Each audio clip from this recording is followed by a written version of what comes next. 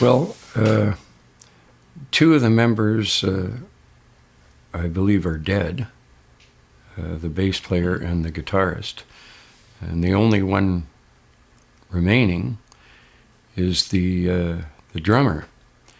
And Anne-Marie, the drummer's girlfriend, she eventually married the guitarist.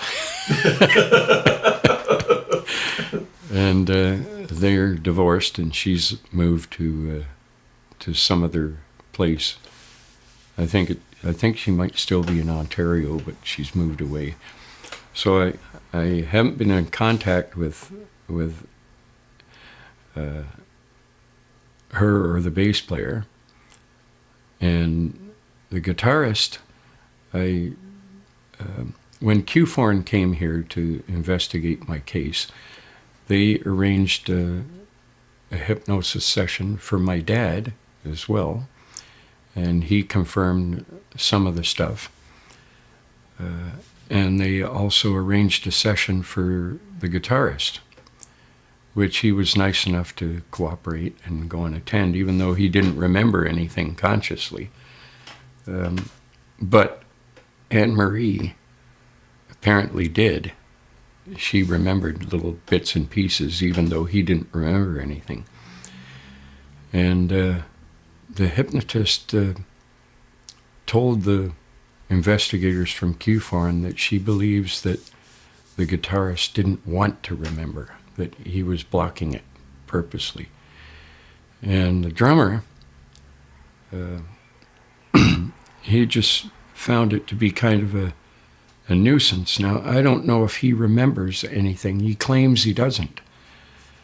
And but I don't think he understands that in most UFO abduction cases or contact cases, that they ask you to forget. They tell you that you're going to forget this incident. And so I don't think he remembers anything consciously. But I've always wanted to sit down with him and tell him what actually happened. And I've never gotten that opportunity to do that yet. But hopefully someday he'll agree to go out and have a coffee with me and just let me talk and tell him what happened. And then hopefully it'll trigger some part of his memory and he'll remember, you know. That's what I'm hoping. But I'm the only one that seems to remember the incident. And I did that out of sheer will because I didn't want to forget, you know.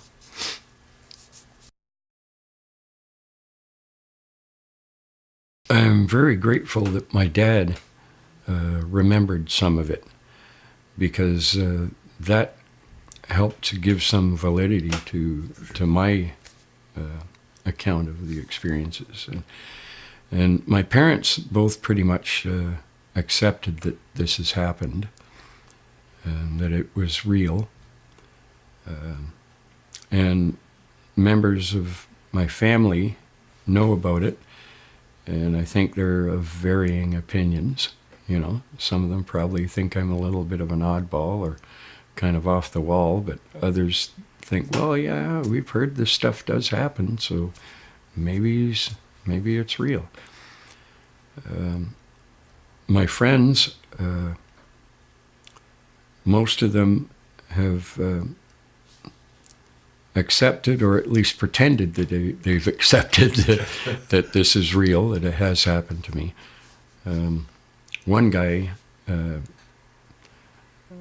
actually a couple of them, have completely concluded that I'm nuts, because they don't believe in UFOs, and they definitely don't believe in aliens visiting us, and so that leaves them with only one alternative, that I have to be nuts. You know. So, funny. But I'm okay with that. You know, yeah. I know what happened, and so I don't really care what they think. I used to care at one time, but not anymore. I'm 62 years old now, and I figured I've earned the right to be weird, so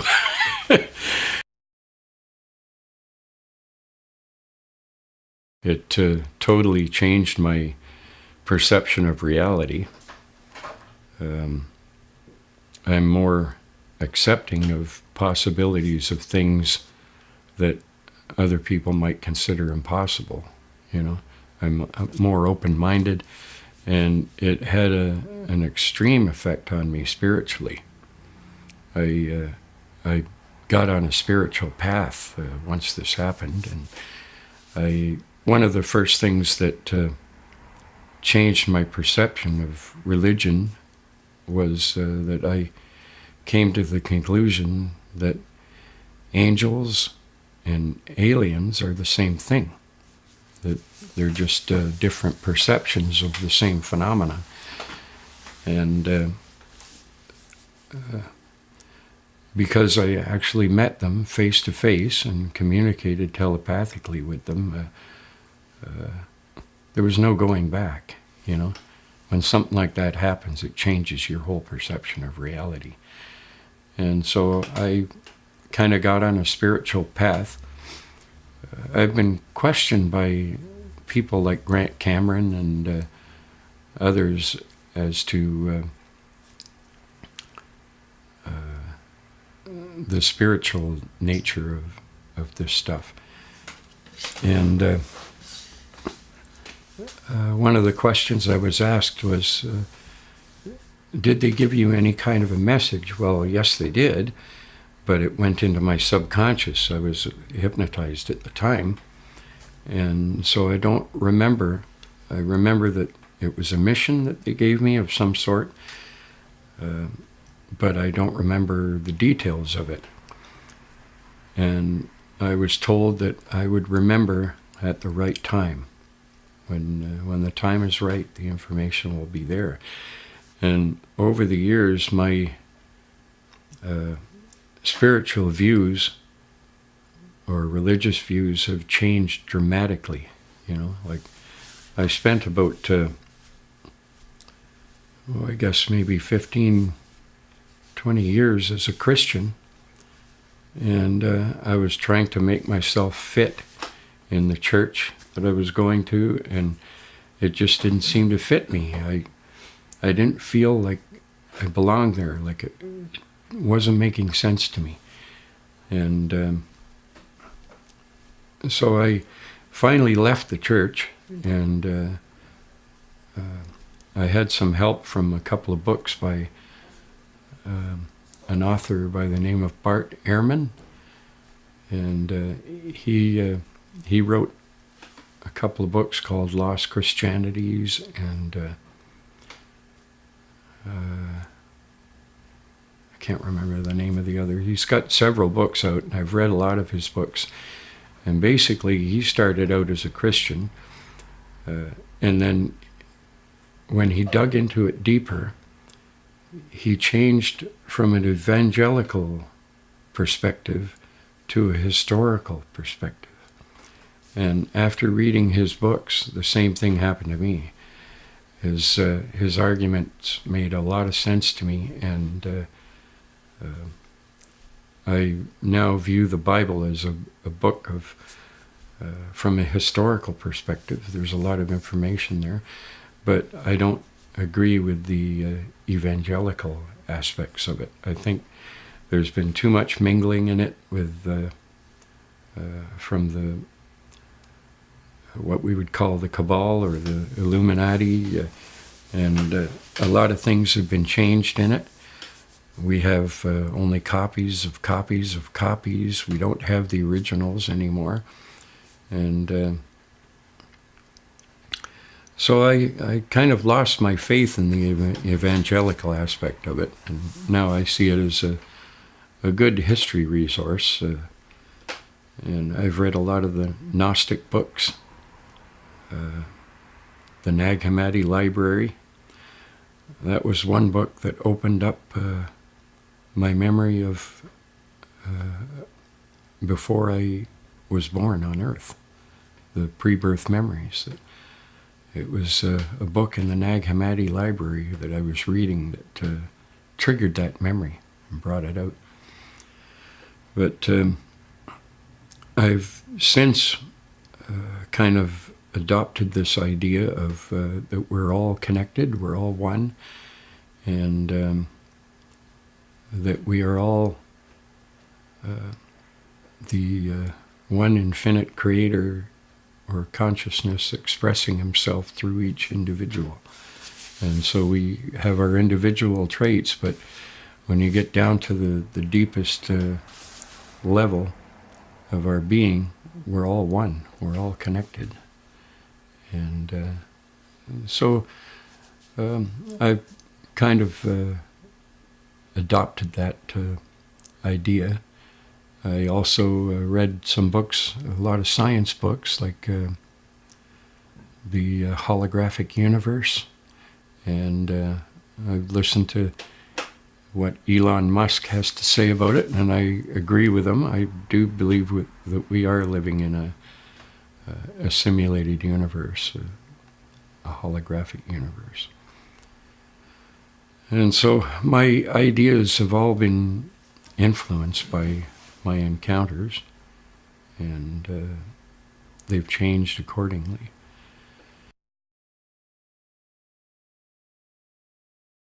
Well, I was reading the Nag Hammadi Library on my lunch hour. I worked at a hardware store about 20 years ago, and I was out in my van, and that was around the time, I guess, when Dan Brown's book, The Da Vinci Code, had come out.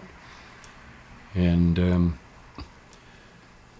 in his book, he states that a lot of what he got about Jesus being married to Mary Magdalene and having a son was influenced by the Nag Hammadi Library. And so before I bought Dan Brown's book, The Da Vinci Code, I went and bought the Nag Hammadi Library, which is a big, thick book, like 1.5 inches thick or so. And I thought, I'm going to read this first before I read his book and see if I reach the same conclusions that he did. Then I'll read his book and see how they compare. And so when I read the Nag Hammadi Library, I was reading this part about a high place that was, I can't remember exactly what it was, but it was about a high place up on a ridge, and the earth was visible from there, and you could see it out in space. And when I read that, it was like something popped open in my mind, and this flood of memories just came back. And I remembered standing on the edge of a crater, and I believe it was on the moon. And this was before I was incarnated in a human body. I was standing there, and there was a gray being beside me, and he was telling me that I had to go down there. And we were on this high place looking out, and I could see the earth hanging in space like a big beach ball. And I remember arguing with him, telling him I didn't want to go. And anyway, later when I became a Christian, I remember reading the scripture about how the devil took Jesus up to a high place and showed him all the kingdoms of the earth after he'd done this 40-day and 40-night fast. And the devil told him, I will give all this to you if you do one act of worship to me. Well, that high place, I believe, may have been this place that I remember, where I was standing on the edge of this crater looking out at the earth, because how else could you see all the kingdoms of the earth? You'd have to be pretty high up, you know? And so that's how I felt this was the same place. And I think it's kind of like a launching pad where they send you, where they send souls to earth. That's where it begins. They show you the earth and tell you you have to go down there. And so I was arguing with this being, and I believe his name was Rigel. And I told him I didn't want to go. And he said, well, you have to go. He said, it's been decreed by the higher ups. So I said to him, well, what if I say no? What if I don't go? And he said, well, believe me, there's a lot worse places they could send you than Earth. You know? And I took that as like a personal threat that I had to agree to this. And he said, why don't you want to go? And I said, because I've heard so many horrible things about Earth, and I just don't have any interest in going there at all. And when I remembered that I had said that, it then occurred to me that I had heard so many horrible things about Earth meant that this is my first incarnation here, that I've never been here before. Otherwise I would have said, well, I know so many horrible things, you know. So that's how I came to the conclusion that this life that I'm in now is my first incarnation here. So this being told me, he said, well, he said, there's a guy that just has returned from a life on Earth. And he said, maybe if you talk to him, it'll alleviate some of your fear. And so I said, oh, well, okay. And so immediately I was transported into this room. It was like a barren room, nothing on the walls, no furniture except for one chair in the middle of the floor. And it was dimly lit. And this guy was sitting in the chair with his head hung low, and he just looked so sad, like, and I walked up to him and I said, I understand you just came back from Earth. And he looked at me and he just kind of nodded. And I said, well, what was it like? I said, was it good or was it bad? Like, and he said, well, he said, it's kind of a bit of both. And I said, well, is it more good than bad or more bad than good, or how is it? And he said, well, I'm really not the right person to be asking this to.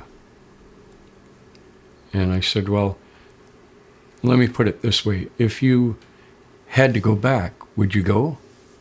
And he said, well, that's the thing. He says, I do have to go back. And I said, why? And he said, because I didn't complete my mission there. And at that point, it just suddenly occurred to me that he'd killed himself, that he never made it through his incarnation on Earth. And immediately after I stepped back from him, I was back on the ridge with this gray being beside me again. And he said, did you talk to him? And I said, oh yeah. And he said, well, did he alleviate your fears? And I said, no. I said, if anything, he made me even more fearful of going. So this being said to me, he said, if you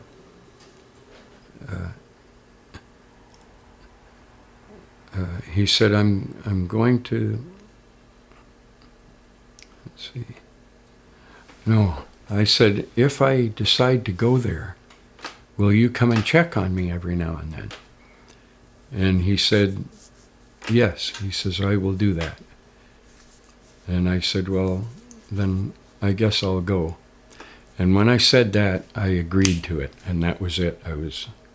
Then I was committed. I had to go. So it turns out that this being that said he would come and visit me ended up being the leader in the incidents I had. And that was how he kept his part of the agreement, that he would come and check on me every now and then. And he did. He checked on me when I was a child, when I was a toddler. I remember him coming into my bedroom one day, and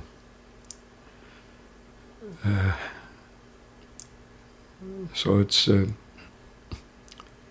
all kind of fits together, you know, because I'd wondered, why me when these incidents happened to me? Why me? And when I remembered that, then I knew why. It was because I'd asked him to.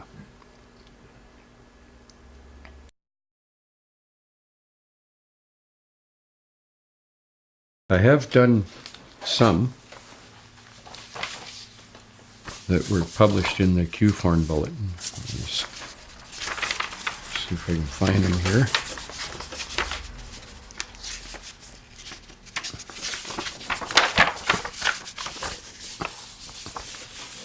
This is the one that I drew of the being that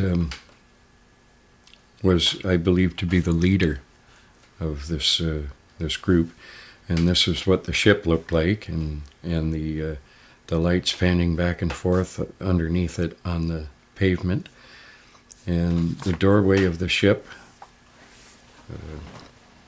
and there's I've shown the lights around the perimeter that were glowing, and the recessed portholes. So that was one of the sketches that I did, and this is a sketch that I did of the light that he shone on my arm, and what it basically looked like. And this is what their eyes looked like. And I have them going off where it curves up the side of their head, and they could actually look at you from a 90-degree angle. And I believe that's how they, when the being went by the window of the van and I saw the side of his head, he was actually looking in at us at that time. And it didn't bounce like he was taking steps. It just was like a fluid floating by, you know.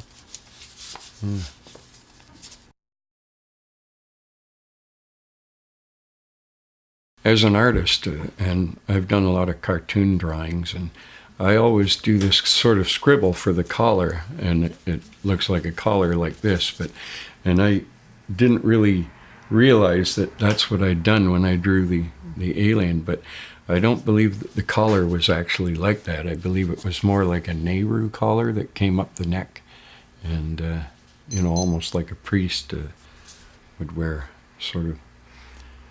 But the outfit that they were wearing had it seemed to be like a one-piece jumpsuit, and the shoes or the boots were part of the suit, like they were connected.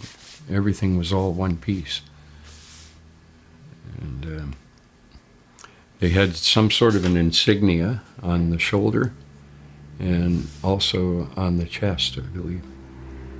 And I wasn't sure what the insignia looked like, and under one of the hypnosis sessions,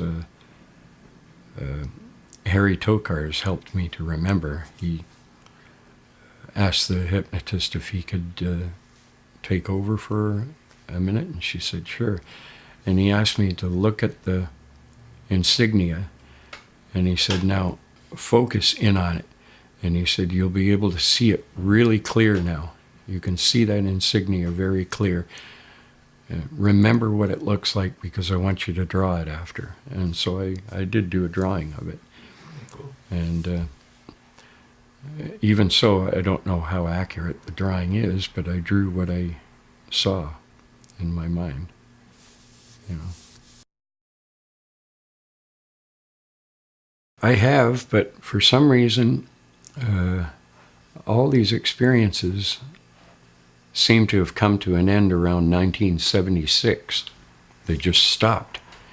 And I'm not sure why, but years later, I'm still wondering why they stopped. And I've tried to contact them telepathically many times and never got any response.